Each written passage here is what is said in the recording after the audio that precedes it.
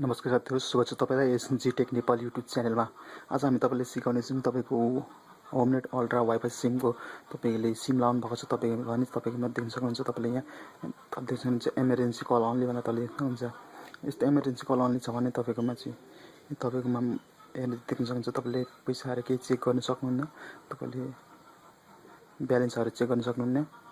देख्न सक्नुहुन्छ यस्तो देखाउने छ।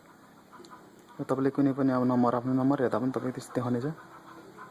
देख्न सक्नुहुन्छ तपाईले नम्बरहरु चेक गर्दा यस्तो देखाउँछ। तपाईकोमा अब कसरी तपाईकोमा डाटा कति छ भनेर चाहिँ कसरी हेर्ने तपाईको त्यसको लागि चाहिँ हामी फुल डिटेल्समा जानकारी गराउन गइरहेको छु र भिडियो पुरा हेर्नुहोस्। हामी भिडियो सुरु गरौँ। सर्वप्रथम तपाईले चाहिँ अब प्ले स्टोरमा जानुपर्ने हुन्छ। प्ले स्टोरमा जानुहोस्। प्ले स्टोरमा गइसकेपछि तपाईले सर्च गर्नुपर्ने हुन्छ। यहाँ सर्च गर्नुपर्ने हुन्छ, सर्च गर्ने अप्सनमा सर्च गर्नुपर्ने हुन्छ Ncell एप। तपाईले सुरुमा देख्नुहुन्छ Ncell एप मा तपाईले देख्नुहुन्छ यसमा एकचोटी क्लिक गर्नुहोस्। तपाईले देख्नुहुन्छ Ncell app free SMS buy data pack recharge भनेर तपाईले देख्नुहुन्छ। यसलाई तपाईले इन्स्टल गर्नुपर्ने हुन्छ, तर मैले अलरेडी इन्स्टल गरिसकेको छु। त्यसैले डाइरेक्टली म ओपन गर्न गइरहेको छु। तपाईले Ncell एप यसरी Ncell एप खोल्नुपर्ने हुन्छ। यसरी Ncell एप खोलिसकेपछि तपाईकोमा अब जानुपर्ने हुन्छ। तपाईले देख्नुहुन्छ तपाईको Ncell एप खोलिसकेपछि तपाईले अब चाहिँ यहाँ तपाईको नम्बरहरु तपाईले हाल्नुपर्ने हुन्छ। वाइफाई सिमको नम्बर हाल्नुपर्ने हुन्छ।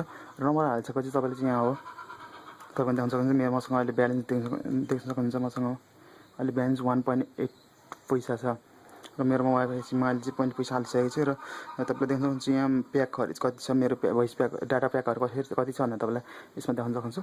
म वाइफाई सिममा मेरो डाटा प्याकहरु तपाईले देख्न सक्नुहुन्छ। 25 GB देख्नुहुन्छ। यो माथि 25 GB र मुनि 25 GB देख्न सक्नुहुन्छ।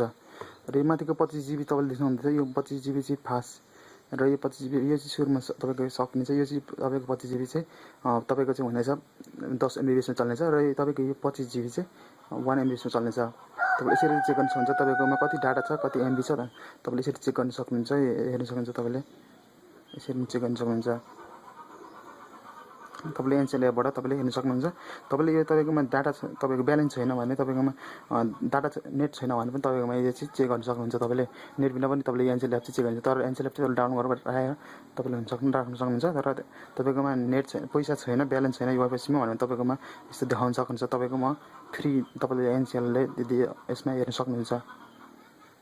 तपाईकोमा डाटा छैन तर डाटा अन गर्नुस् र तपाईले देखाउने छ। तपाईले हेर्न सक्नुहुन्छ यहाँ इमर्जेन्सी कल अनले पनि देख्न सक्नुहुन्छ। यहाँ तपाईले देख्न सक्नुहुन्छ यहाँ इमर्जेन्सी कल अनली। तपाईले देख्नुहुन्छ इमर्जेन्सी कल अनली। यहाँ देख्नुहुन्छ तपाईले Ncell हाल्दा के लेखेको छ नि त यो फोजीमा एक्टिभ सर्भिसमा चल्ने हो र यहाँ चाहिँ केही देखाउने छैन।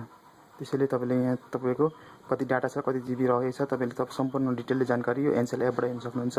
भिडियो मन परे लाइक, कमेन्ट, शेयर गर्नुस्।